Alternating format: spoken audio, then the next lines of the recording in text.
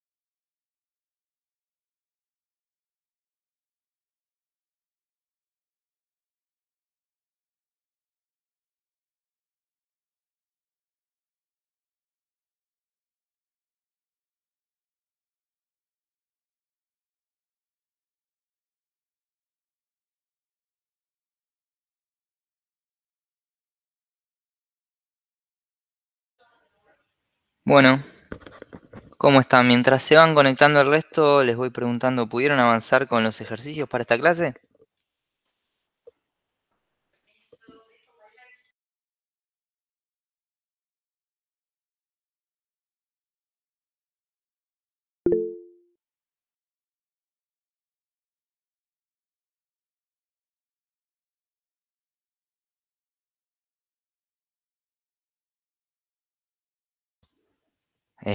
¿Se escucha? ¿Alguien pudo avanzar con los ejercicios? ¿Pudieron ir siguiendo y haciendo? Era bastante cortito lo que había que hacer. Buenas tardes, Santiago. Buenas tardes a todos. Mientras se va conectando el resto, son muchos, creo que son más de 60. Si alguien quiere ir haciendo consultas sobre los ejercicios, podemos arrancar con eso. O alguien puede mostrar los resultados que le dio.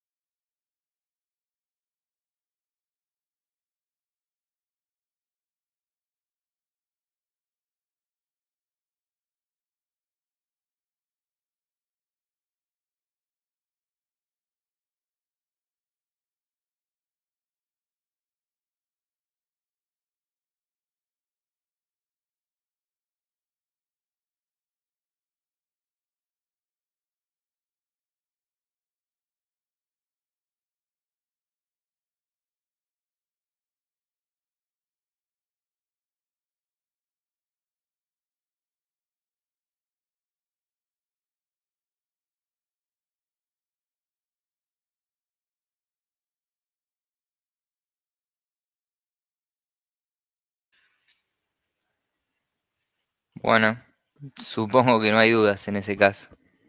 Em,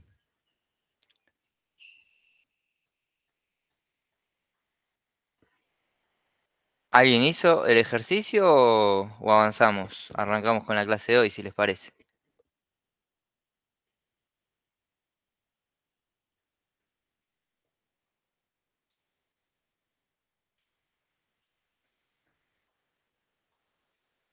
Bueno, se los dejo entonces, les recuerdo todas las clases dentro de lo que es la pestaña de materiales y exámenes para ir siguiendo la cursada. Acá van teniendo los ejercicios que les van a servir seguro muchos para afianzar conceptos. En la clase de la mañana estuvimos viendo bastante los ejercicios de la clase 3. Se presentaron bastantes dudas. Si no, los dejamos, háganlos para la clase que viene, tanto los de la clase 3 como los de la clase 4. Iremos avanzando y retomando conceptos en base a eso. Les recuerdo que los ejercicios que tienen son los que les van a permitir hacer el trabajo práctico final, por lo que si van avanzando con ellos, se les va a hacer más fácil el TP final de la materia, ¿sí? Si no, van a tener que agarrar la mano a todo de golpe y van a tener menos tiempo para hacer consultas y esas cuestiones. Em, Dado que no hay consultas, arranquemos con lo que sería el tema de hoy, que sería la parte de análisis estadístico, ¿sí?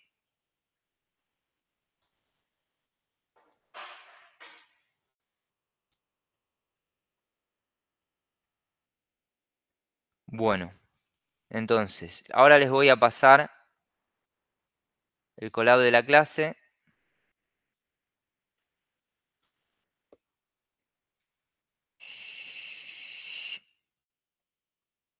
Descargas.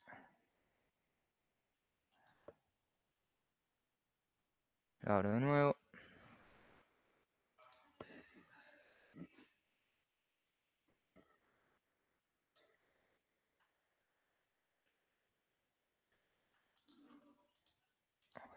Avísenme si lo pueden abrir. No, el parcial es la otra semana. Todo eso está en el campus, ¿sí? Ahí tienen lo que es el funcionamiento de la materia, donde está el cronograma de la cursada. Faltó, bueno, no hubo clase la semana pasada debido al paro, pero igualmente el cronograma sería el mismo porque tenemos en el medio una clase que es la de repaso, y en la clase de repaso podemos hacer las dos cosas, avanzar un poco en el repaso y si queda algo colgado que nos falte dar, bueno, lo vemos también. O sea, el tema que nos falta que sería visualización de datos con Python, ¿sí? O sea, hasta la unidad 4 entra en el primer parcial. Recuerden que yo les dije que en lo que es bibliografía obligatoria tienen este texto, que es el de análisis inteligente de datos, que es de Chamba, Dano y Rey. Y con ese texto, con esas dos primeras unidades, ustedes pueden presentarse y estudiar para el parcial, ¿sí? ¿Alguna otra pregunta? ¿Alguna duda? Acá si se fijan, si no entro al Drive directo, que lo tengo ahí.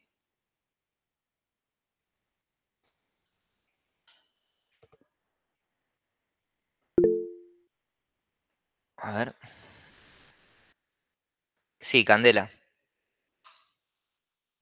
Buenas No, tardes, profe. buenas Pregunta, tardes. ¿del texto van a ser preguntas teóricas? O sea, tal vez no vas a preguntar sobre, o es más que nada por los conceptos para después responder las otras preguntas, digamos. Sí, va a haber preguntas teóricas y también va a haber cuestiones que son de interpretación, ¿sí? Acá. Bien, O sea, nosotros estamos acá. Hoy es... No, esto es primer cuatrimestre. Vamos por acá, ¿sí? Hoy es 19. Vamos a ver estadística aplicada al análisis de datos. Nos quedaría visualización de datos y repaso. Entraría todo en la clase de la semana que viene, 26 de septiembre. Y el 3 de octubre sería el primer parcial, ¿sí? El primer parcial sería múltiple choice, seguramente. Donde van a tener por un lado que interpretar, hacer algún análisis y en base a la interpretación marcar las opciones correctas y por el otro dar respuestas más desde el punto de vista teóricas, ¿sí? No va a haber código no va a haber, pero sí probablemente tengan que interpretar qué sucede en algún gráfico, van a tener que interpretar, no sé, algo de análisis de datos, algún texto, algo van a tener que interpretar. Pero la mayoría van a ser preguntas teóricas. ¿En qué consiste el data cleaning? NumPy, pandas, tipos de variables, ¿sí? Tipo de análisis, análisis univariado, análisis multivariado, ¿sí? Bueno, visto eso, creo que ya les pasé el collab.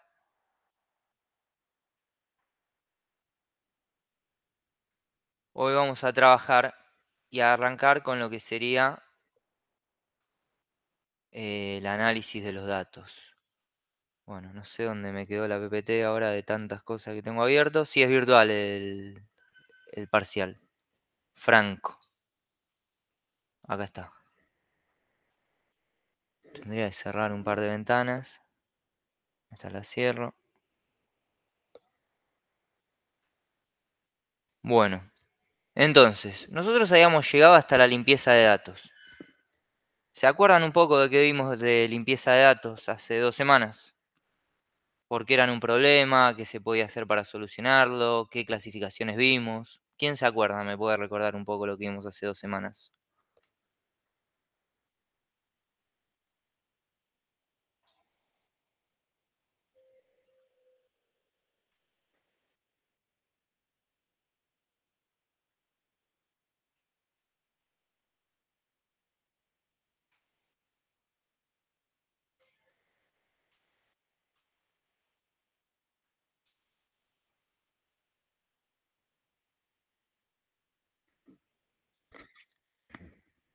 sí, está bien.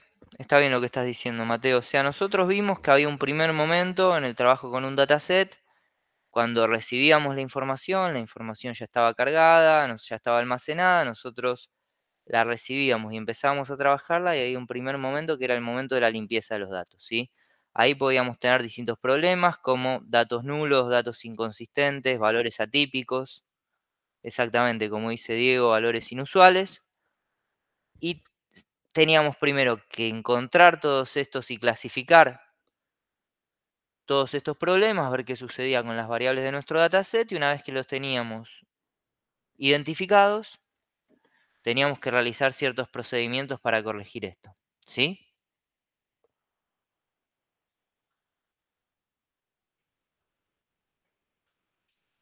A partir de ahí llegamos al punto donde estamos hoy,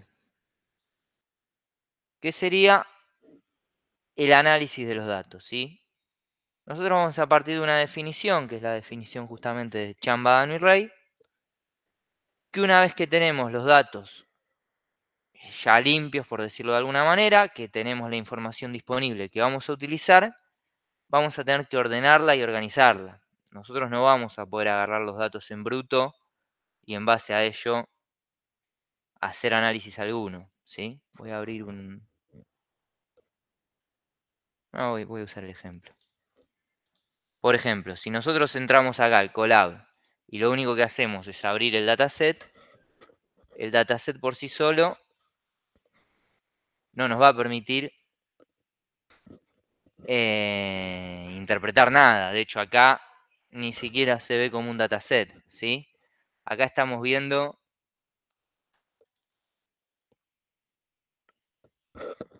una fila o la misma fila que arranca acá, que sigue acá, que sigue acá. O sea, es incluso bastante poco intuitivo para analizarlo, ¿bien? Entonces, nosotros lo que tenemos que hacer primero es ordenar y organizar los datos. ¿De qué manera vamos a ordenar y organizar los datos? Bueno, es una de las cuestiones que vamos a ver en la clase de hoy. Les recuerdo, antes de arrancar con todo esto, que se pongan el presente, ¿sí? Que entran al campus y se pongan el presente. Así no les queda ausente en la clase de hoy. Bueno, entonces, una vez que tenemos los datos organizados, ahí vamos a poder recién abordar los datos y sacar conclusiones sobre ellos. ¿Bien? Para ello podemos utilizar distintas herramientas, ¿sí? Una primera herramienta, una primera técnica que vamos a tener a mano va a ser el análisis de frecuencias. ¿Qué es un análisis de frecuencias? Por ejemplo, nosotros acá tenemos el dataset con los personajes de League of Legends, ¿sí? Con los campeones de League of Legends. Bueno, podríamos a partir de análisis univariado tomar una columna, en este caso la columna sería tipo de héroe, y hacer un conteo.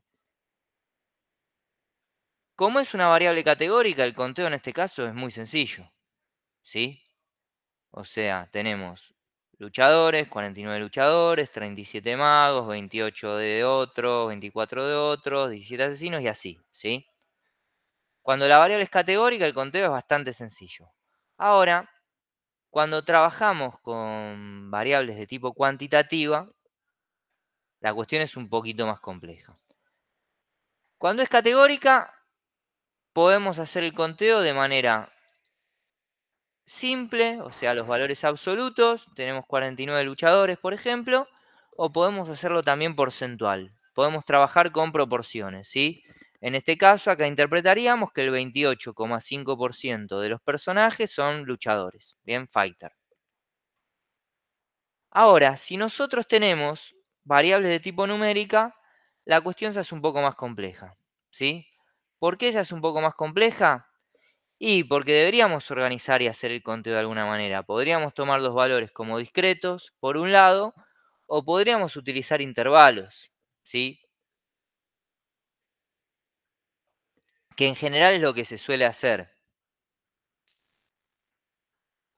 Por ejemplo, si agarramos acá la variable, cualquiera de las variables cuantitativas que tenemos en el dataset, a ver.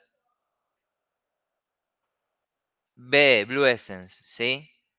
podríamos realizar intervalos y poner en tal intervalo un personaje es caro, otros son baratos, otros precio medio, y con esos intervalos hacer un conteo de cuántos personajes tenemos. Si supera los 4000 puntos de Blue Essence, ponemos que es caro, entre 1500, entre no sé, 2000, 3000 y 4000 valor medio, y el resto son baratos, ¿sí? O sea, esta variable lo que estaríamos haciendo es transformándola, haciéndola discreta, ¿sí? Utilizando intervalos.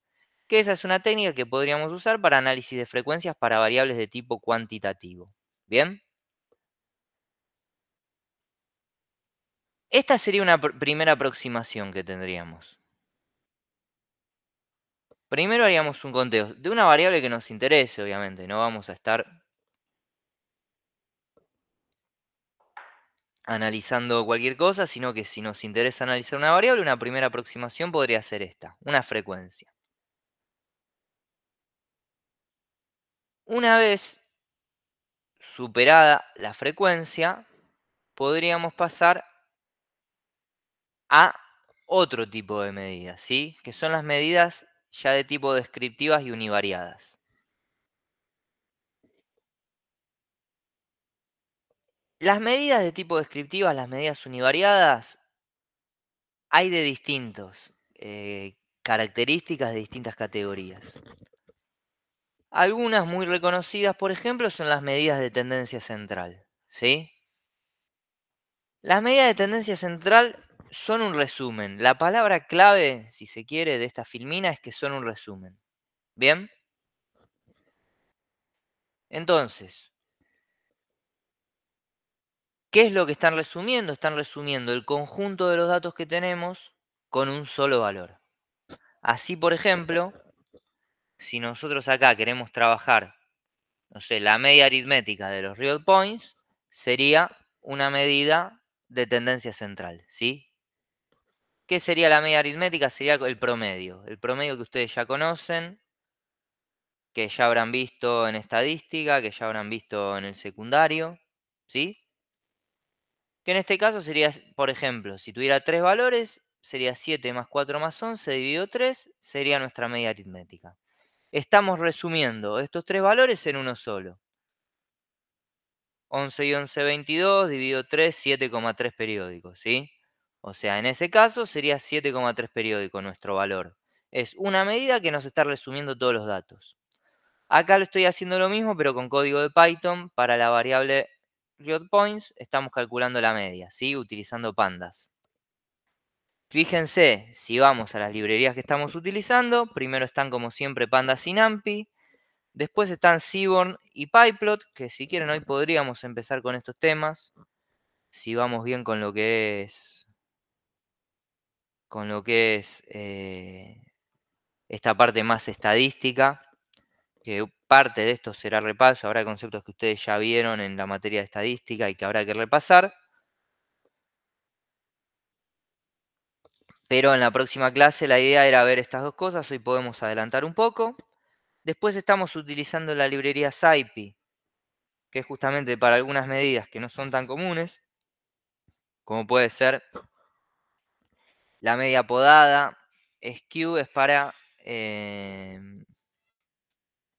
para medir asimetría, ¿sí? Ahora vamos a ver qué es la asimetría. Gmin es la media geométrica, ¿sí? Entonces, fíjense, acá estoy utilizando la media. ¿A dónde estaba viendo la media? Acá. También podría utilizar otra medida de tendencia central, como puede ser la media geométrica. Fíjense que acá estoy utilizando la variable, la función que acabo de importar, gemean, que en este caso sería la media geométrica. ¿Qué es la media geométrica? ¿Cuál es la diferencia con la media aritmética? Es la enésima raíz del producto de todos los valores que contiene el conjunto de datos, ¿sí? ¿Y a qué diferencia tiene cuando se utiliza la media geométrica? Por ejemplo, se utiliza muchas veces cuando tenemos valores extremos y no queremos tener una media que esté tan influenciada por los valores extremos, sobre todo valores extremos altos. En ese caso, utilizaríamos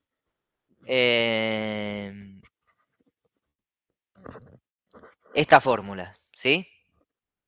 ¿Se entiende esto? ¿Se observa la diferencia con la media aritmética?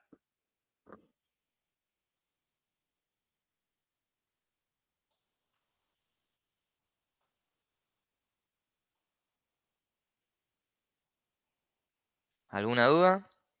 Bueno, continúo entonces.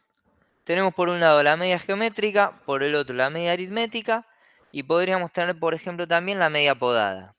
¿Sí? La media podada se tiende a utilizar cuando queremos cortar los extremos. Cuando tenemos valores extremos y los queremos quitar del cálculo de una media, bueno, para eso existe algo que se denomina media podada. Por ejemplo, acá lo que estamos haciendo es recortando el 5% más alto y el 5% más bajo de la variable RP. Entonces, la media que tenemos, fíjense que en este caso es más alta. Ahora es 740.5, antes era 711.77 y la geométrica es 662.17. ¿Sí?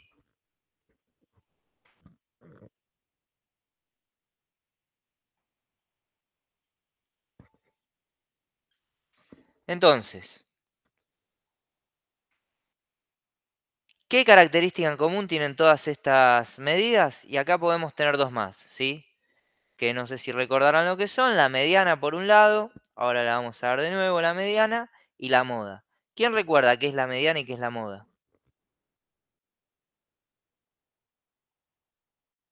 La moda era el valor más repetido, ¿puede ser?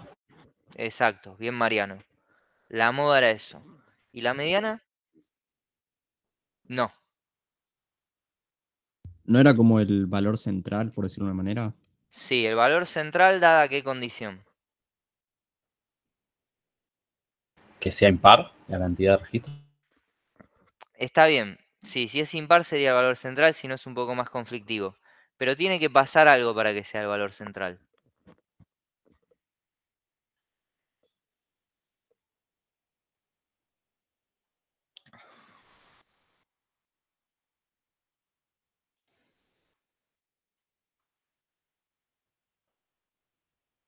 Tiene que estar ordenado. Exactamente. Los valores tienen que estar ordenados. Entonces, la mediana es una medida de tendencia central que si los valores están ordenados es la que se ubica en el centro. ¿Bien? ¿Cuál es la diferencia con la media? La media es un cálculo matemático, donde se aplica una fórmula que es la enésima división de la suma de todos los valores. ¿Sí? La mediana se obtiene sencillamente ordenando los datos. ¿Sí? Se ordenan los datos y el punto central, el valor que está en el centro, como había dicho alguien, es la mediana. Y por esta característica, justamente, porque es el que se ubica en el centro, no importa lo que haya para el lado de los valores mayores o para el lado de los valores menores, la mediana es más robusta. Se dice que es una medida más robusta que la media. ¿Por qué? Porque la media está muy influenciada por los valores extremos. Al ser un cálculo matemático y al tomar en cuenta todos los valores, la media se puede mover mucho, ¿sí? O sea, puede cambiar mucho de valor si cambian los valores, sobre todo que se ubican en los extremos de un conjunto de datos. Fíjense cómo acá, recortando el 10%, cómo cambia la media. Pasa, antes era 711, pasa a ser 740. En cambio, la mediana va a ser siempre el mismo valor, a no ser que, bueno, se moverá un poquito a lo sumo. Si agregamos muchos valores para un lado, muchos valores para el otro, tengo que agregar más para un lado que para otro para que la mediana cambie. Pero el movimiento que va a haber de la mediana va a ser pequeño seguramente. ¿Sí? Es una medida que se deja influenciar mucho menos por valores extremos. De hecho, no se deja influenciar por valores extremos. ¿Sí? Por eso la mediana muchas veces se tiende a utilizar o a interpretar como que es más representativa que la media. O no más representativa, pero más robusta. ¿Sí? Y muchas veces la mediana en algunos análisis es utilizada en reemplazo de la media. Aunque la media, si la utilizamos en complemento con otras medidas, también puede ser útil. Ahora vamos a ver bien con qué otras medidas.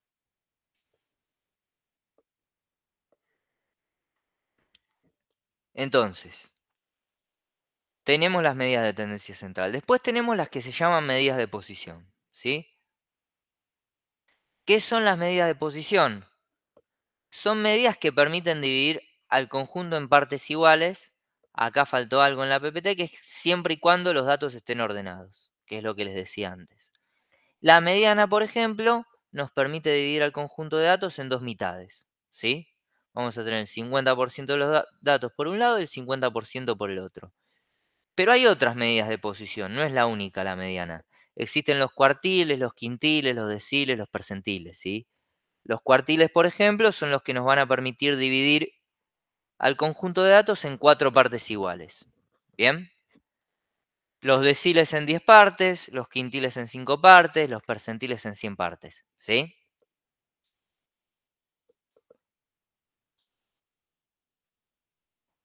Fíjense acá, por ejemplo, algunas formas de obtener las medidas de posición utilizando pandas. Pandas nos permite, utilizando la función cuantile, obtener distintas medidas de posición. Acá tendríamos la mediana o el cuartil 2. El cuartil 3 sería 0.75, el primer cuartil 0.25, ¿sí? Y acá le podríamos poner cualquier posición y nos va a retornar el valor que se encuentra en esa posición, ¿sí?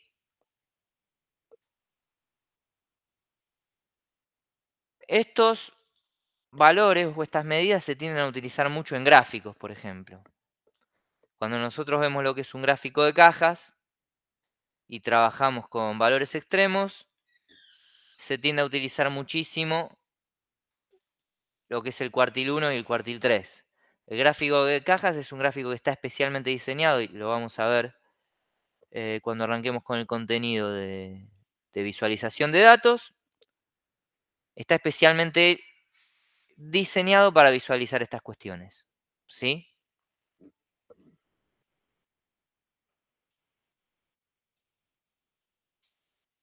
Después podemos tener deciles, fíjense.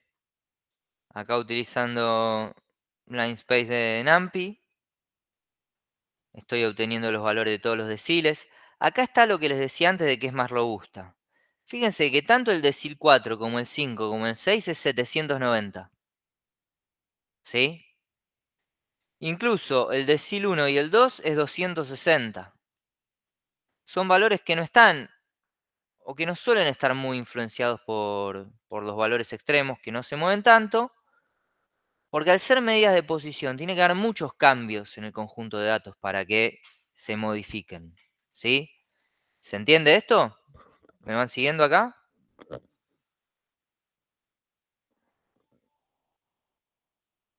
Sí, sí. Bueno. Entonces, una vez visto esto, tenemos también lo que se denominan medidas de dispersión, ¿sí? Las medidas de dispersión son otro tipo de medida que nos indican variabilidad de los datos, ¿sí? Ustedes habrán visto la varianza, el desvío estándar o el coeficiente de variación. Hay otras. En estadística nos permiten medir el grado de concentración de los datos alrededor de una determinada medida de posición, ¿sí? Las medidas de dispersión son muy utilizadas en general en todas las ciencias, si bien hay casos en los que son discutidas, pero, por ejemplo, si nosotros tenemos que trabajar a nivel de la temperatura, tenemos que medir temperaturas, y alguien viene y nos dice la media de la temperatura en Buenos Aires es de 20 grados. Nos está dando una información que sirve, que es útil, pero que es insuficiente en un punto, ¿sí? ¿Por qué es insuficiente? Porque esa media de 20 grados podría ser con una varianza de 100 o con una varianza de 5. Podría ser con un desvío estándar de 5 o con un desvío estándar de 20. Entonces, no es lo mismo tener una media de 20 grados que sea entre 10 grados y 30, ¿sí? En un rango entre 10 grados y 30, que tener una media de 20 grados y que haga entre menos 20 grados y 60 grados, ¿sí? En ambos casos vamos a tener una media de 20 grados. Pero en un caso, si nosotros nos vamos a mudar a un lugar y nos dicen que de noche hace 40 grados bajo cero y de día hace 60 grados al sol, bueno, no, como sucede en algunos desiertos, no es un lugar muy adaptado o donde se puede adaptar fácilmente la vida humana, ¿sí? Esas son las medidas de dispersión. Las medidas de dispersión nos aportan mucha información. Por ejemplo, una discusión que está muy vinculada al problema de las medidas de dispersión es el tema del calentamiento global. Muchas veces en las discusiones te dicen, no, pero la media. Salgamos de la media. Si la varianza de la temperatura en la Tierra aumenta, como les decía antes en el ejemplo, las condiciones de vida para el ser humano van a ser más complicadas, ¿sí? Entonces, muchas veces no se trata solo de la media, sino que se trata también de la varianza. Se trata de alrededor de esa media cuánto se mueven los valores. Otro caso u otro ejemplo podría ser el ingreso. Bien, no es lo mismo tener una media de ingresos de 1 millón de pesos y que los ingresos sean entre 900.000 y 1.100.000 a tener una media de ingresos de 1 millón de pesos y que haya gente que gane 100.000 pesos y haya gente que gane 15 millones. Está demostrado, por ejemplo, que la desigualdad lleva a que aumente la violencia, a que haya mayor criminalidad, ¿sí? Entonces, una sociedad más desigual tiende a ser más conflictiva. Bueno, esto es una aplicación de las medidas de dispersión en distintos ámbitos. ¿Bien? ¿Cómo podemos utilizar las medidas de dispersión, por ejemplo? Si acá se fijan, pasamos a lo que es medida de dispersión, una medida muy sencilla o un primer acercamiento que podríamos tener es el rango muestral, ¿sí?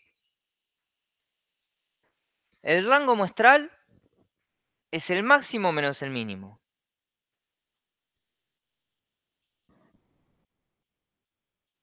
Es una medida bastante sencilla de calcular. Por ejemplo, en el caso de los real points, es de 715. ¿Por qué? Porque el máximo es 975 menos 260 nos da 715. ¿Sí? Otra puede ser la varianza. ¿Alguien se acuerda cómo se calculaba la varianza?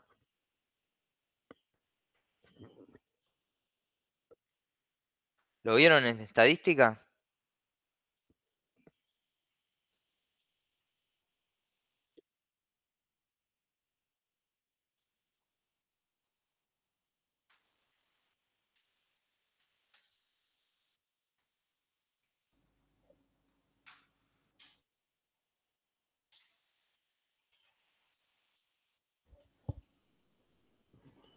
Puede ser que era la suma de los valores y después se dividían entre ellos, entre la cantidad de los valores que había, o estoy errado.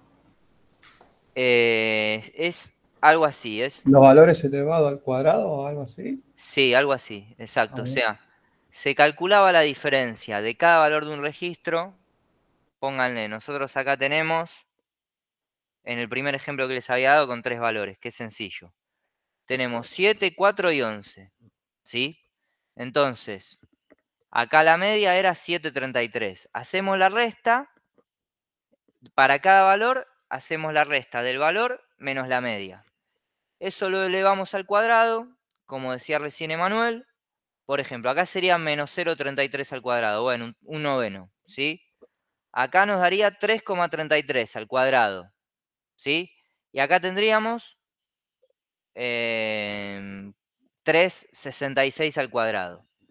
Hacemos esos 3 cálculos al cuadrado y una vez que hicimos los cálculos, todo eso lo sumamos y lo dividimos por 3, porque en este caso tendríamos 3 registros, entonces la varianza sería ese resultado, ¿sí? Ahora, ¿el desvío estándar qué es? Que es la segunda medida que tenemos acá. El desvío estándar es la raíz cuadrada de la varianza. Fíjense, acá tenemos una varianza de 48.967 el desvío estándar tiende a estar en la unidad de medida con la que estamos trabajando y tiende a ser en un rango mucho más cercano. Por ejemplo, en este caso es de 221, ¿sí? Que es un valor mucho más cercano a la media de 715, ¿sí? Entonces observamos que mientras la varianza tiende a ser un valor que a veces es útil, pero es un valor más exagerado, que está inflado en un punto, ¿sí? Porque al estar calculándose todo al cuadrado, nos infla las diferencias. Imagínense que nosotros acá tenemos entre 975 y 715, tenemos 260 de diferencia. Bueno, 260 al cuadrado es más de 50.000, 60.000. Muchas veces la varianza es menos intuitiva que el desvío estándar. El desvío estándar es mucho más intuitivo. Y ambos están en sentido positivo, ¿sí? Puede ser tanto hacia un lado o hacia el otro la diferencia. ¿Bien?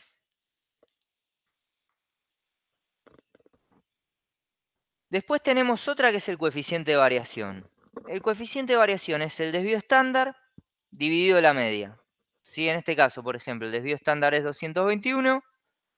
Dividimos 221 por la media, que era 711, si no recuerdo mal.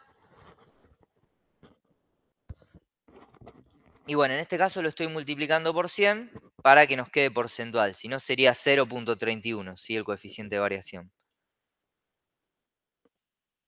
Que en términos porcentuales sería el 31% también, ¿sí? Entonces, todas estas son medidas de dispersión que nos van a servir porque, como les había comentado antes, la media muchas veces es una medida que es descriptiva, que sirve para resumir, pero con la cual no alcanza, ¿sí? Porque no nos va a no nos va a servir para saber cómo están distribuidos esos datos, nos va a dar un solo valor, y resumir un conjunto de datos en un solo valor muchas veces se pierde información en el camino, y para no perder información en el camino tenemos otras medidas, ¿sí? Como estas que estamos viendo acá.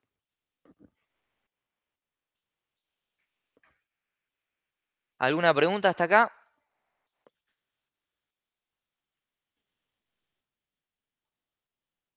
No.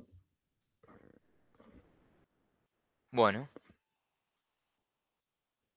Entonces, estas serían medidas de tendencia central, medidas de tendencia central, de posición y de dispersión de análisis univariado. Podríamos tomar en cuenta también otras medidas, porque existen otras medidas, ¿sí? Que no se pueden encasillar en ninguna de estas categorías, pero que por eso no dejan de existir. Si ustedes van a este libro que les comentaba antes, ¿sí? El de Chan, Badano y Rey, todo esto que estamos viendo está bastante desarrollado, ¿sí? Ahí lo estoy descargando, ya lo debo tener descargado. Sí. Bien. Pero tenemos otro tipo de medidas porque podemos querer analizar otras cuestiones. Por ejemplo,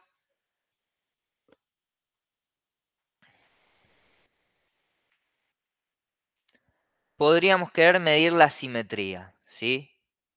El coeficiente de asimetría. ¿Qué es la asimetría? Ahí les voy a mostrar un gráfico. Esto es la asimetría, ¿sí?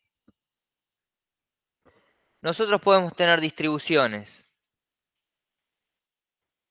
que tengan valores extremos hacia la izquierda, que tengan valores extremos hacia la derecha, donde la moda esté a la izquierda de la media y de la mediana, o donde esté a la derecha. Y esto también nos va a aportar información, porque no es lo mismo tener alta varianza, ¿sí? Y una distribución de este tipo, una distribución normal, que tener alta varianza y distribuciones de este tipo, ¿sí? Que esto ya no sería una distribución normal. ¿Bien? Entonces la simetría nos va a servir para medir esta cuestión. Por ejemplo, si vamos acá al caso de Riot Points, ¿sí?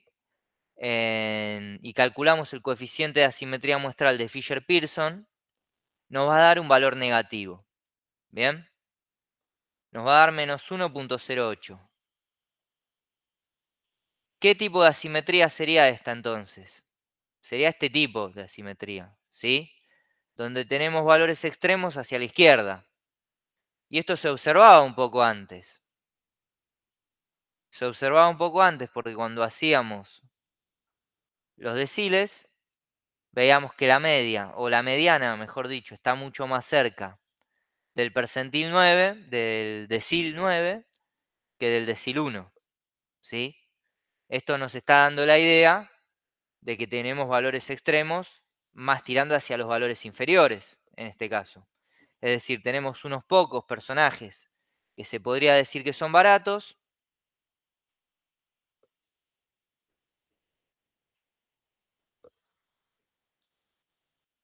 mientras tenemos muchos valores, muchos personajes con valores más altos, ¿sí?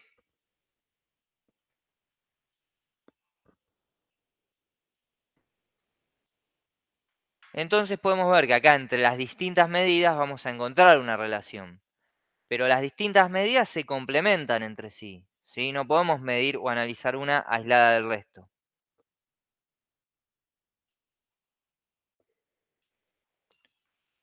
Otra medida que podemos tener es la kurtosis, ¿sí? ¿La kurtosis qué mide? La kurtosis mide el grado de apuntalamiento que tiene una distribución, ¿sí? Si una distribución tiende a tener más valores concentrados alrededor de la media, va a ser leptocútica. Caso que esto no suceda, va a ser mesocútica o platicútica en el caso de que haya poca cantidad de valores alrededor de la media, ¿sí? Acá están las distintas fórmulas, si se fijan, de cómo se calcula. Todo esto es el libro de Chambano y Rey, que como les comenté, con manejar las dos primeras unidades de este libro, van a llegar perfectamente al parcial, ¿sí?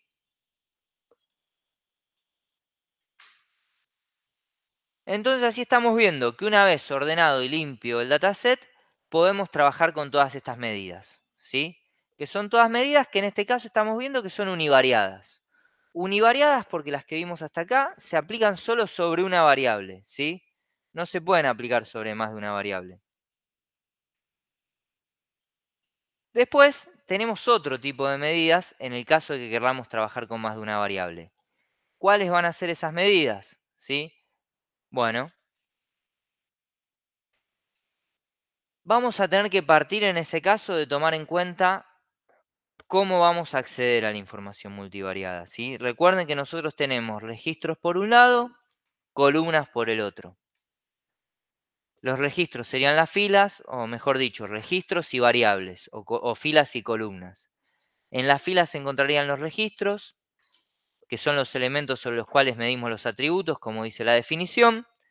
Por ejemplo, en el caso de la encuesta permanente de hogares, que era el ejemplo que tenían que avanzar con los ejercicios para la clase de hoy, serían las personas que responden la encuesta. Cada persona sería un registro, ¿sí? Si nosotros trabajáramos con un dataset, no sé, que tenga la temperatura en Buenos Aires en determinados momentos. Cada momento en el que se tomó la temperatura sería un registro distinto, ¿sí? Mientras que las variables son los atributos que estamos estudiando. Por ejemplo, podría ser el ingreso.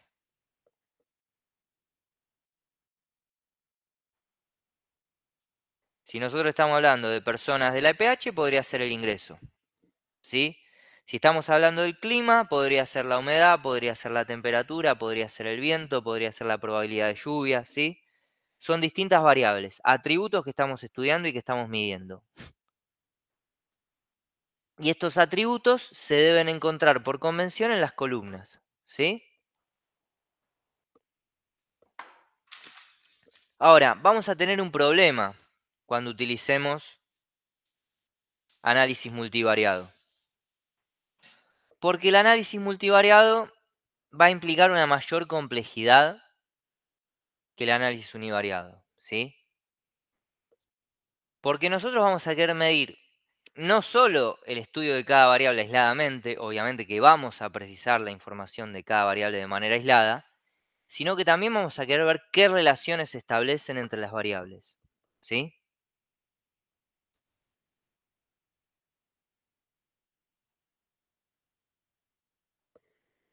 Entonces, ¿cómo se va a calcular esto? La cantidad de parámetros a tener en cuenta va a ser 2p. Recuerden, acá esto creo que no se los dije, pero a las variables se las suele definir con la letra p y a las filas con la letra n, ¿sí? Entonces, en este caso sería 2 veces la cantidad de variables o de columnas más la cantidad de variables por la cantidad de variables menos 1 dividido 2, ¿sí? De esta forma es que podemos medir la complejidad del análisis multivariado. Yo no les voy a tomar fórmulas en los exámenes, ¿sí? No les voy a pedir ni que aprendan fórmulas de memoria. Solo mínimamente que interpreten para qué sirve esta fórmula, en qué se utilizaba, que conceptualmente manejen el contexto, ¿sí? Eso sí se los voy a solicitar, ¿bien?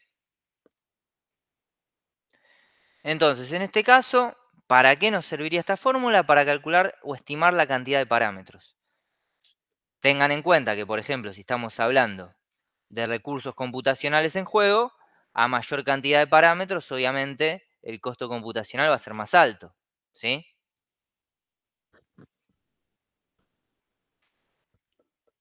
Una vez visto esto, ¿qué técnicas se suelen utilizar en el análisis de datos multivariados? Una, por ejemplo, es la covarianza. ¿Bien? La covarianza es muy parecida a la varianza que estábamos viendo antes, pero es entre dos variables. Esta vez no va a ser al cuadrado, aunque la fórmula es muy parecida. ¿Por qué no es al cuadrado o por qué se hace al cuadrado la varianza? Porque estamos multiplicando a la variable, pero por sí misma, ¿sí? Estamos calculando la variabilidad, pero teniéndose en cuenta a sí misma. Por eso es al cuadrado. En este caso ya no va a ser con respecto a sí misma, sino que va a ser con respecto a otra variable. Entonces la multiplicación que antes hacíamos consigo misma, porque estábamos comparando a la variable consigo misma, ahora la vamos a hacer con otra variable. ¿Bien? Y en este caso, supongamos que tenemos la variable x, no sé, la variable x podría ser el ingreso. Y la variable y podría ser la edad, ¿sí?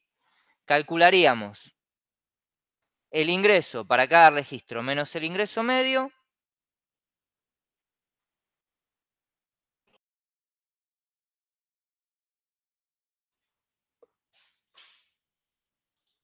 Calcularíamos el ingreso menos el ingreso medio para cada registro y lo multiplicaríamos por la edad menos la edad media, ¿sí?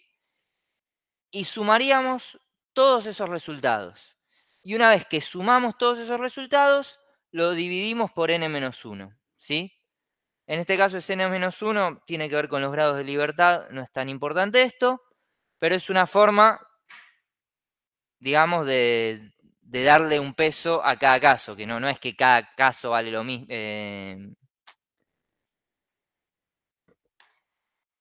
De ubicarlo en el contexto de la cantidad de casos que tenemos. Esto va a ser, o este n-1 muchas veces nos lleva, a que a mayor cantidad de casos o de registros la covarianza disminuya. Lo mismo que sucede con la varianza, ¿sí?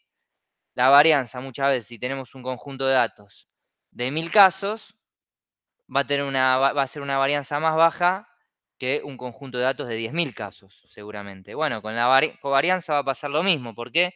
Porque lo vamos a estar dividiendo por la cantidad de elementos. Sobre todo si estamos trabajando con distribuciones, por ejemplo, del tipo normal, donde suponemos que los datos se van a ordenar alrededor de la media, ¿sí? O se van a concentrar, mejor dicho, alrededor de la media, o variables de ese tipo. Si fuera uniforme la distribución de la variable, no debería incidir mucho.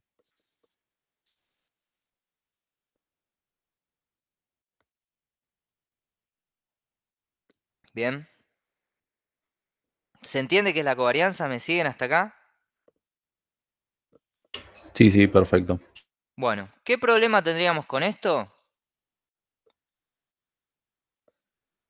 Imagínense que ya la varianza estaba en una unidad de medida que no era la misma, ¿sí? Nosotros acá queremos, con la covarianza queremos medir cuánto varían pares de variables. Suponemos que para compararlo con otros pares de variables, para eso lo vamos a utilizar, pero la unidad de medida está influenciando mucho. Entonces, por ejemplo, si yo agarro todas las variables continuas del dataset de League of Legends y calculo la covarianza, fíjense, los valores que tengo no tienen nada que ver. Acá el ID lo estoy comparando con el mismo ID, o sea, estoy calculando la varianza en realidad. Lo mismo con la dificultad. ¿Sí? Lo mismo con damage. Esto sería la varianza. ¿Se entiende por qué esto es la varianza, este cruce?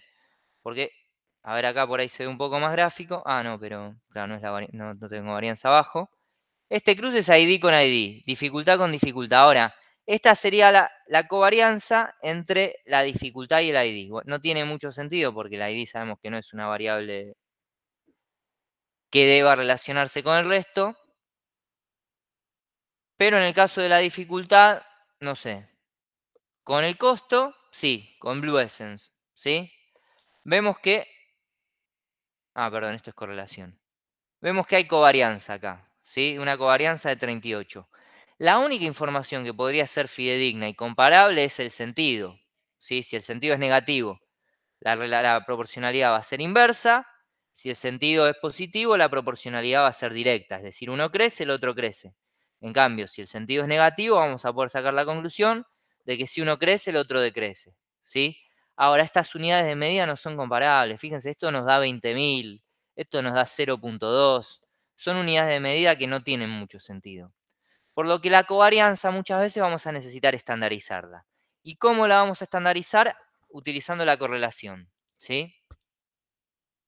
La correlación es la covarianza estandarizada. Fíjense que acá la correlación de ID con ID es de 1, porque obviamente en la medida que crece el ID, o sea, es la misma variable. Si crece 1, tiene que haber crecido, se está comparando consigo misma. Mientras que si comparamos variables distintas, podemos ver, por ejemplo, que acá hay una relación muy fuerte, una correlación muy fuerte entre Blue Essence y Riot Points. ¿Y tiene sentido esto para ustedes?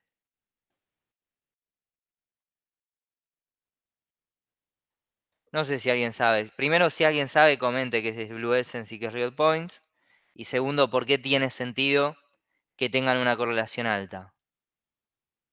Yo supongo que siendo la UTN esto, alguien tiene que saber qué quiere Hola, decir. hola, por el tema de los valores. Exacto. Exacto, son los valores. Es decir, son dos monedas Blue Essence y Riot Points, ¿sí?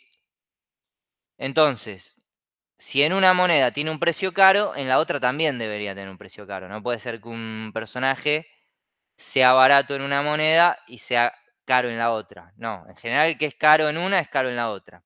Pero tienen precios distintos. Otro ejemplo que tenemos acá, por ejemplo, es, bueno, la dificultad. Fíjense que en la dificultad también hay correlación. Los personajes con mayor grado de dificultad tienden a ser más caros. Y los personajes que generan mayor daño también tienden a ser más caros, si bien acá la correlación es más baja. ¿Cómo se interpreta la correlación? Cuanto más lejana a cero sea la correlación, vamos a interpretar que la correlación es más fuerte. O sea, cuanto más cercana a 1 o a menos 1, vamos a interpretar que la correlación es más fuerte, ¿sí?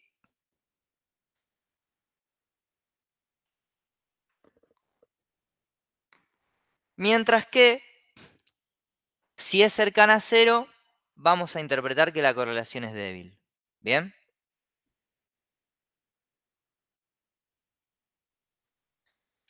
Ahora, ¿esto sirve o esta forma de medir la correlación es para variables continuas? Obviamente, si tenemos variables categóricas o de otro tipo, no lo vamos a poder medir de la misma manera.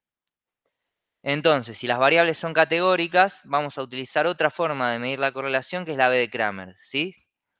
O si queremos comparar variables numéricas con categóricas, podemos utilizar prueba de t-student o el coeficiente eta. ¿Bien? Y también tenemos formas de medir la correlación que no se dejan influenciar por los valores extremos, por los outliers. Acá van viendo cómo lo que vimos las clases pasadas empieza a ser tomado en cuenta en estas clases, ¿sí? Por ejemplo, los conceptos de valores extremos, el concepto de variables categóricas y variables continuas que vimos en la primera clase o que vieron con Patricio. Bueno, todo esto va a ir cruzando todo el cuatrimestre. Si nosotros tenemos valores extremos, seguramente nos va a servir mucho más utilizar otro tipo de correlación. Y para eso se desarrolló lo que es la correlación de Spearman. Hay distintas formas de medir la correlación, ¿sí?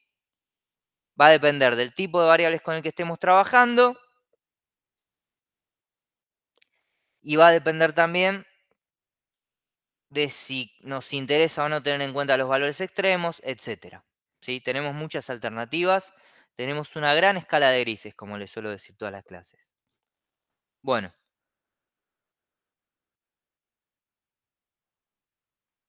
Veamos un poquito más de esto, ¿sí? Acá, por ejemplo, podríamos ver la correlación de las variables con un correlograma. Esto lo vamos a ver un poquito más en la clase de gráficos, de visualización de datos, ¿sí? Pero acá estamos viendo, por ejemplo, la distribución del ID en este caso. Bueno, no tiene tanto sentido estudiar esto. Acá tenemos la distribución de la dificultad. Esto quiere decir que tenemos más personajes con dificultad media, un poquito menos de personajes con dificultad baja y muy pocos personajes con dificultad alta, ¿sí? Y acá en estos gráficos de cruce podemos ver cómo se distribuyen los puntos tomando en cuenta una variable en el eje Y y la otra en el eje X, ¿sí? Esto lo vamos a profundizar un poco la semana que viene. Pero esto me interesa un poco más mostrarles que es la matriz de correlación. ¿Bien? ¿Qué hace la matriz de correlación? La matriz de correlación va a medir o nos va a mostrar la correlación de Pearson, pero en un grafiquito. Fíjense, cuanto más oscuro es un cuadrado, significa que la correlación es más alta. Lo que estábamos viendo antes, un poco acá, un poco soso, sin gusto, digamos, por decirlo de alguna manera, y menos intuitivo, acá lo tenemos mucho más intuitivo con un gráfico. Los gráficos nos van a servir mucho para esto. Y por ejemplo, acá estamos viendo que la correlación entre Blue Essence y Real Points es muy alta. Mientras que cuando trabajamos, bueno, entre Blue Essence y dificultad también. Y tenemos otras correlaciones que son muy bajas. ¿Qué correlación baja observan, por ejemplo? A ver. Ahí por ahí se ve un poco más. Movilidad y daño, por ejemplo. O daño y Blue Essence. A ver, Damage y Blue Essence. Sí, correcto. ¿Cuál es la más baja de todas que se observan acá? Style con Toughness, puede ser. 0,02. ¿Acá? No. Acá. Hay una más baja. Acá, fíjense, control con ID 0.01. Esta sería la correlación más baja, pero está bien lo que dijo el compañero, bastante cercano. O sea, lo están viendo ahí en la pantalla. Acá yo me acabo de dar cuenta que está esta, pero sí, tenemos muchas muy bajas, de 0.02. Son bajas porque son cercanas a 0, ¿sí? Perdón, Luis. ¿Puede Sí. ser que ahí también la correlación entre ID y Blue Essence y Riot Points indique que los últimos personajes que fueron sacando suelen ser más caros que los primeros? Ah, es una interpretación interesante esa.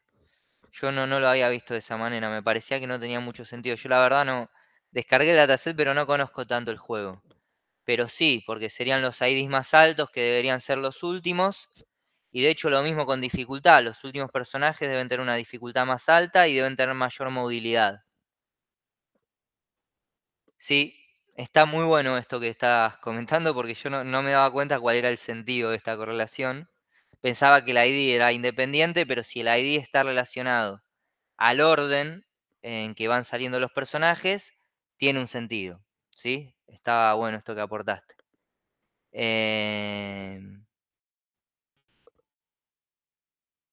Pero bueno, acá pueden ver cómo en la matriz de correlación nosotros vamos observando intuitivamente cuál es la relación que se establece entre las variables de tipo cuantitativo. Este tipo de gráfico lo veremos un poco más la clase que viene, creo que hoy ya medio que no nos da para avanzar con eso. Pero nos va a servir los gráficos para resumir incluso más de lo que resumen las medidas por sí solas, ¿sí? Podemos tener un cluster map, un cluster map es una forma de clusterización, es decir, es un agrupamiento.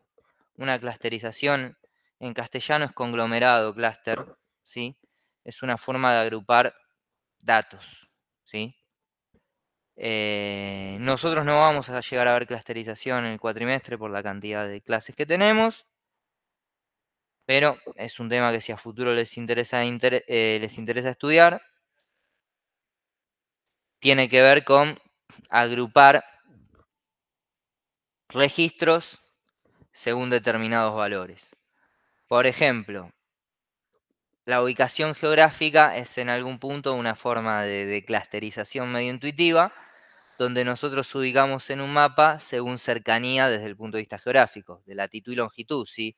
Ahí las variables que estaríamos tomando en cuenta son 2, pero podríamos tener muchas más que 2 variables que tomamos en cuenta.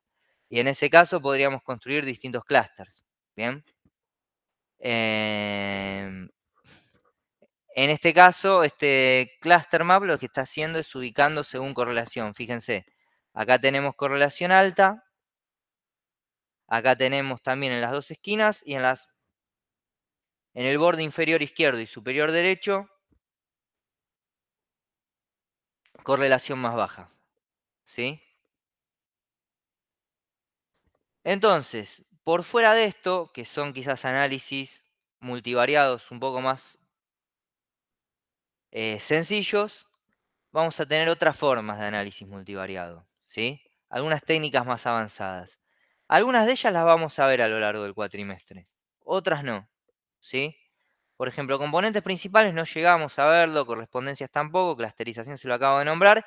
Sí vamos a ver modelado estadístico, ¿sí? De conjuntos de datos.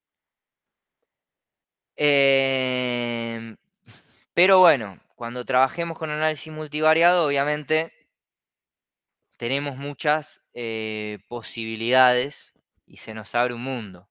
Si ustedes ven el libro también que les había mostrado antes, no recuerdo por dónde lo dejé, acá, toda la unidad 3 tiene que ver con análisis de componentes principales, ¿sí? Que es una forma, como dice el propio nombre, de análisis multivariado, donde de lo que se trata es de buscar cuáles son las variables y analizar cuáles son las variables que aportan mayor información a un conjunto de datos. Por eso se llaman componentes principales, ¿sí? Bueno, esto sería lo conceptual de la clase de hoy. Si estamos bien con esto, me interesaría que avancen, darles un ratito para que avancen con los ejercicios, dado que al principio consulté y no habían avanzado. Así de paso aprovechamos el tiempo de la clase y van haciendo consultas y van avanzando con eso. ¿Les parece? Dale. Ustedes tienen acá los ejercicios en materiales y exámenes.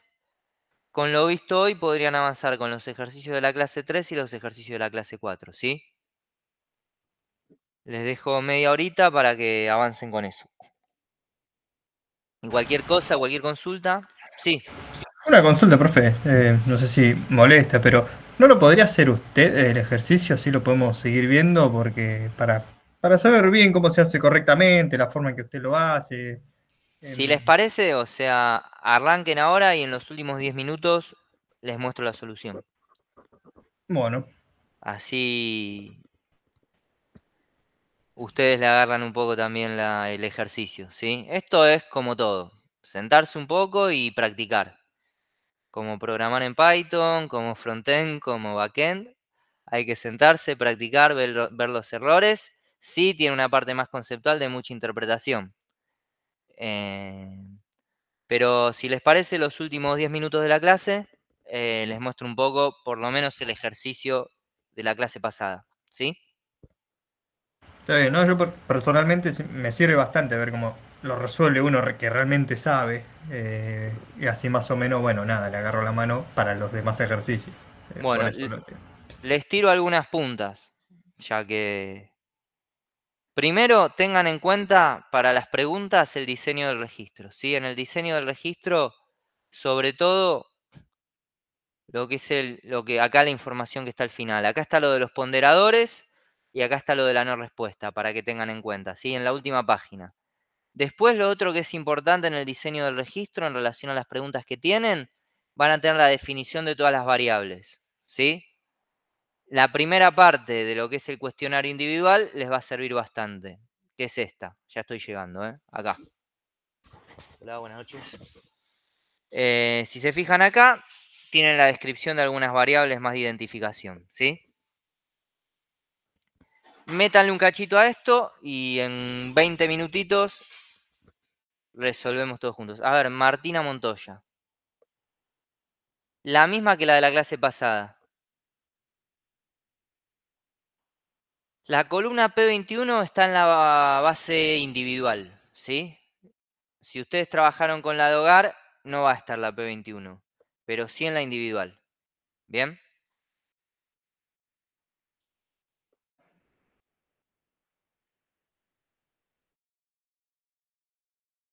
Bueno, cualquier pregunta, yo estoy acá. ¿Y qué les iba a decir? Arranquen un cachito, vean cómo pueden avanzar con los ejercicios y en 15, 20 minutos los resolvemos todos juntos.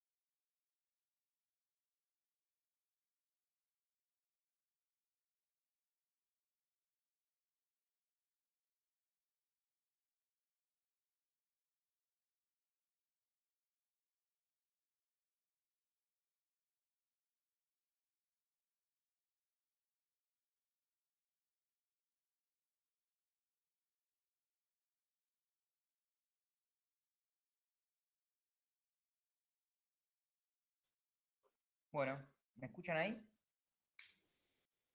Hola, hola. Sí, sí, se escucha, profe. Perfecto, porque antes tenía puestos los auriculares y me los saqué, no sabía si se escuchaba bien. Bueno, pudieron resolverlo, ir viendo. A ver, ahí descargo las consignas. Vamos con los de la clase pasada, aunque sea. Los de la clase 3. Bueno, analizar columna P21 y responder. ¿Observaron si existen valores perdidos o no respuesta? Ahí comparto.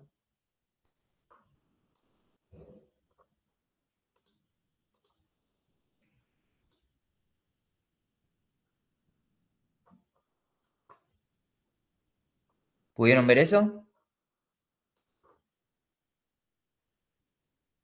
¿Investigaron un poco lo que les dije antes?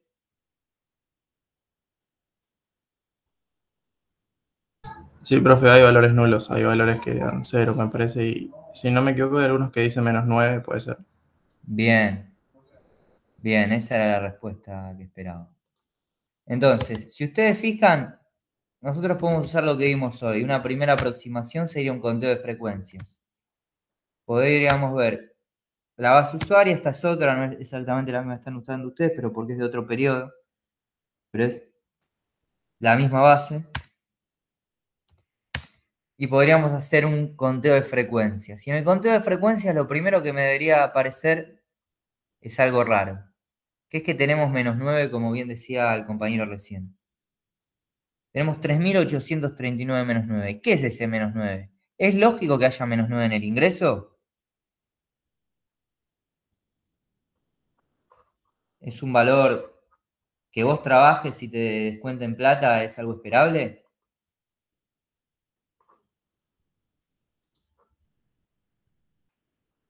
Bueno, está bien. Entonces, esos menos 9 justamente son valores de no respuesta. Y sobre estos menos 9 es donde tenemos que trabajar nosotros o que corregir nosotros. La EPH tiene una primera corrección de la no respuesta, que está acá, que es la reponderación. ¿Sí? Si se fijan acá, a ustedes les dice, el pondera es la ponderación original, mientras que pondI, pondio y pondIH son reponderaciones según la no respuesta. La expansión de la no respuesta a ingresos de la ocupación principal es pondio, ¿sí? Y acá les dice, se aplica a todas estas variables.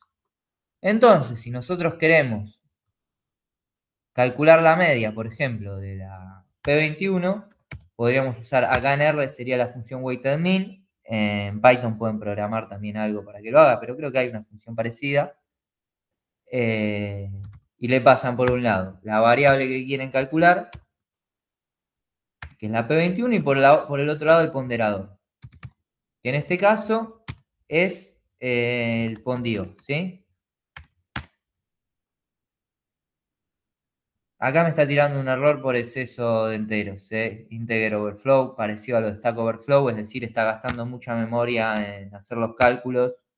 Dividido por 1000, problema resuelto. La media de ingresos, utilizando el pondío, es de 352.000. Pero como bien decía el compañero también, acá tenemos ceros. Creo que Mateo era el que decía esto. Podríamos filtrar y analizar solo los valores mayores a 0. ¿Sí? Para tener un análisis un poco más, porque la respuesta efectiva a ingresos debería ser aquellos que contestaron que ganan más de 0 pesos, ¿sí? Bueno, ahí cambia mucho el valor, ¿ven? En ese caso, la media de ingresos en el primer trimestre del 2025 era de 814.000 pesos, ¿sí? Bueno, así tendríamos la respuesta a la primera pregunta. No existen valores perdidos, pero sí existe no respuesta. ¿Cómo se trabajan? A través de la pondio, ¿sí? Aunque nosotros podríamos resolverlo de otra manera. ¿De qué otra manera podríamos resolverlo? Yo acá les estoy planteando una forma muy sencilla. Que aquellos casos donde uso individual es la base, donde la variable P21 sea igual a -9, yo acá lo voy a programar con un if-else en R, le voy a decir, si uso individual pesos P21 es igual a -9, entonces le voy a asignar el valor de la media. ¿sí? Y así voy a imputar, es una forma de imputar esto, que voy a guardar la media acá y le voy a pasar este valor para imputar los valores. Y si no, le voy a decir que deje el valor que estaba antes. Y si vuelvo a calcular la media de esta manera, podría volver a hacerlo, pero en este caso debería modificar los ponderadores, ¿sí? ¿Por qué? Porque ya no me haría caso el pondío, porque ahora ya no tengo no respuesta. Ahora debería usar el pondera, ¿sí? Y ahora el valor bajó un poquito, es 614.000. ¿Por qué 614.000? Porque metí un montón. Acá estaría bueno, le voy a poner P21i, ¿sí? Porque le metí un montón de valores concentrados alrededor de la media. Voy a cargar de nuevo la base, así tengo dos valores distintos, dos variables distintas.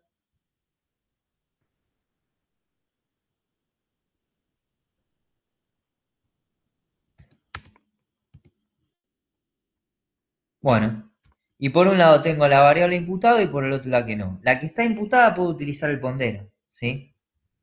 Ahora, si comparamos qué sucedió con la distribución de la variable después de imputar, que esto es interesante a colación de lo que veíamos antes, de la simetría, yo en R puedo hacer un plot, ¿sí? Y ver la densidad.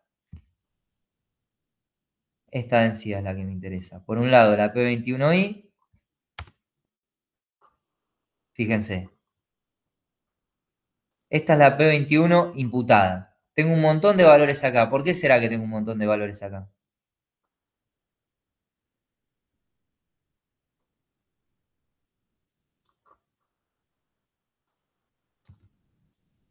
Y después puedo hacer lo mismo, pero con la P21. Fíjense cómo cambia la distribución de la variable cuando la acabamos de imputar de esta manera. Esta es la realidad de lo que me contestaron las personas. Y acá estoy imputando la media. ¿Qué es este pico que hay acá entonces? ¿Quién interpreta? ¿Qué estaría pasando acá? ¿Por qué está pasando esto? ¿Me siguen que hay acá o qué es lo que estamos viendo en este gráfico de densidad?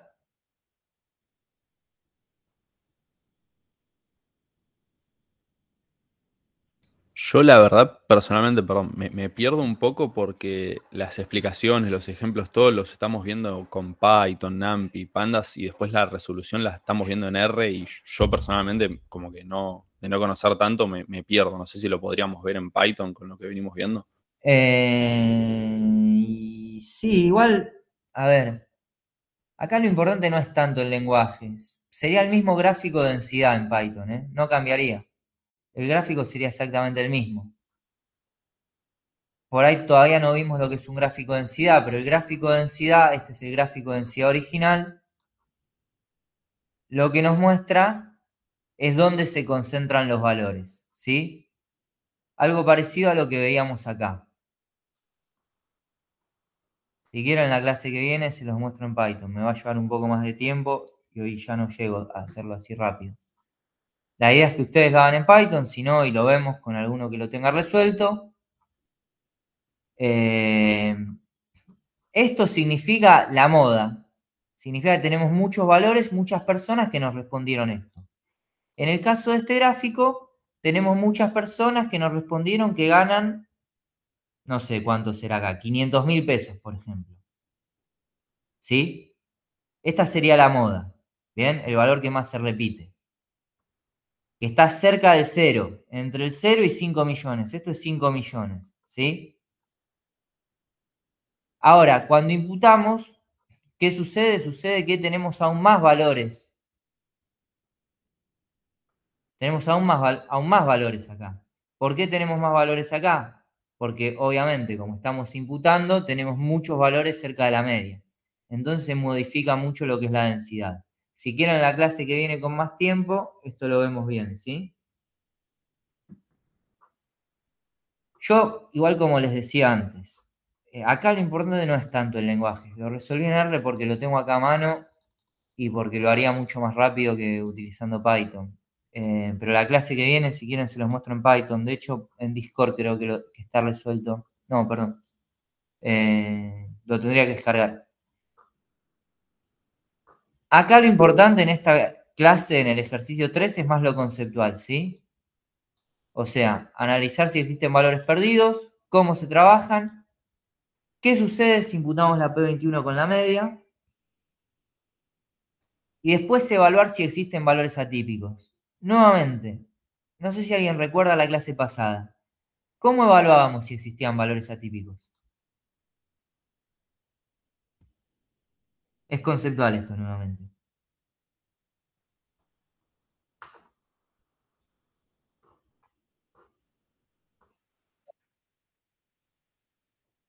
Bien. Por ejemplo, lo podemos hacer con un gráfico de cajas. La clase que viene vamos a ver bien lo que es un gráfico de cajas. Yo ahora voy a hacer un gráfico de cajas utilizando, a ver, si no,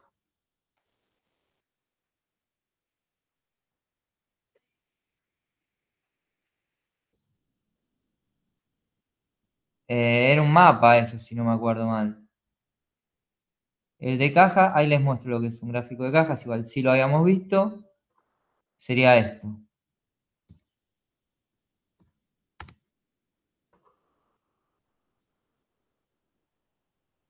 Ah, ya estoy haciendo el zoom. Fíjense, esta es nuestra distribución. Esta caja que se ve acá chiquitita es donde se encuentran la mayoría de los valores. ¿Sí? Y todos estos serían los valores extremos. Tenemos a alguien que contestó que gana 25 millones de pesos. ¿Bien? Que está muy separado del resto de los valores. Tengamos en cuenta que hay una media que era de 600.000 pesos o de 800.000 pesos. ¿Sí?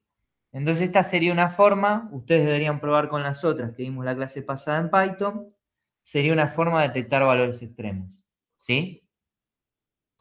Y por último, estaba la pregunta de realizar transformaciones sobre la edad. Bueno, esto sería fácil. Acá está. Por ejemplo, podríamos hacer una variable de la edad transformada. Ustedes podrían probar también todas las que vimos la clase pasada. Yo voy a hacer ahora una rápido, que sería, no sé, podría crear una base que sea tramo de edad, ¿sí? Y acá lo voy a hacer con if else. Sí.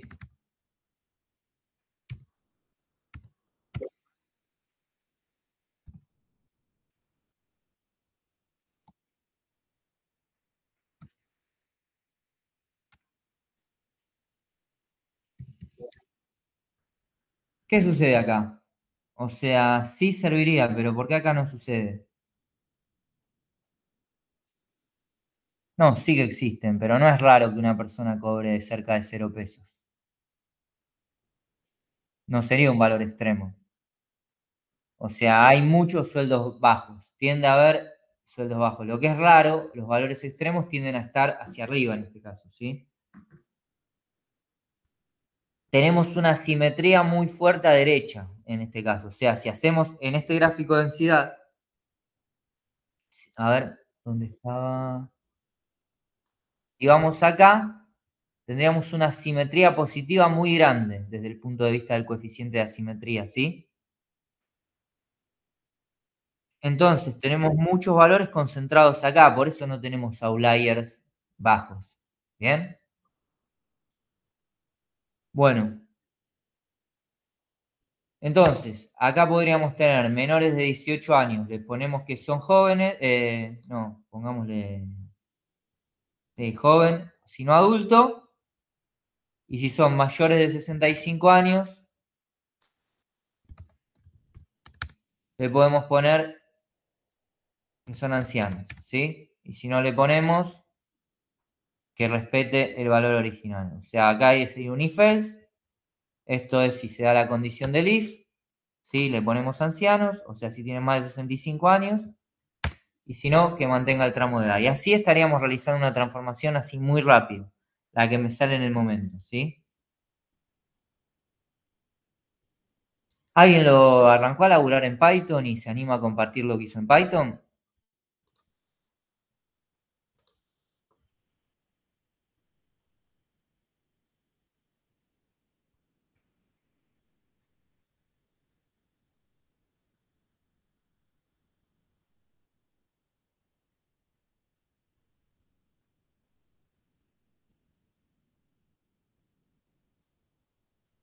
Bueno, tráiganlo para la clase que viene y lo vemos bien en Python, si les parece. Traigan algo hecho, una base sobre la cual laburar y vamos viendo bien todas estas cuestiones, tanto del ejercicio 3 como del 4, ¿sí? Y así también repasamos un poco para el parcial, ¿bien? ¿Todos ustedes tienen examen de legislación la semana que viene? Sí. Entiendo que corrió la hora la profesora, ¿no?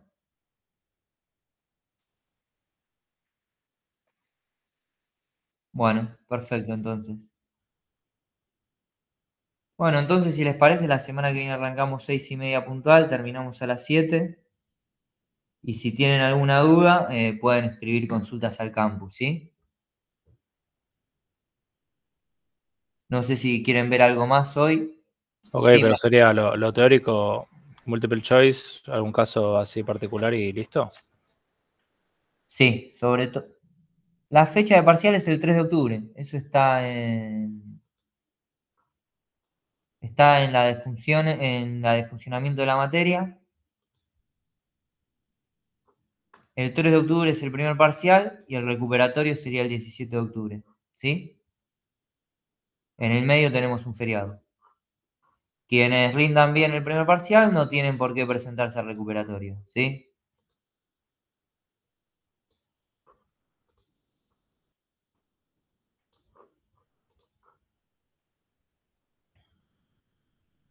No, al revés. El primero es individual y el segundo grupal. El primero es un examen teórico. Va a ser un multiple choice. Y el segundo va a ser un examen grupal, trabajo práctico grupal, ¿sí? Donde van a tener que hacer más cosas prácticas.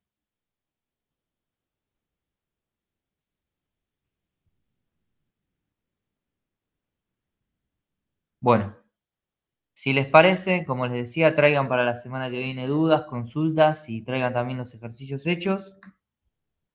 Y en base a eso repasaremos para el parcial y veremos los últimos conceptos que son los de visualización de datos, ¿sí? Gráficos. Sí, el parcial es virtual.